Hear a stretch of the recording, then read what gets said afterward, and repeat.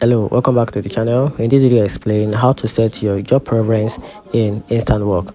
To set your job preference in the Instawork app, start by opening the app and tapping on the profile icon at the bottom right corner. Then from there, navigate to the job preference section where you can select the job type, position you are interested in, such as a server, a bartender, a warehouse associate, or a line cook.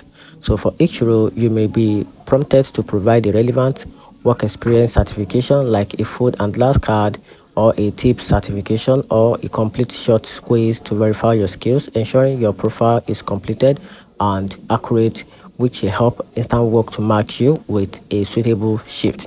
Additionally, you can filter available shift based on your preference. Tap on the shift icon at the bottom left, then use the filter option to select preferred job types, date, time, pay rate, and distance.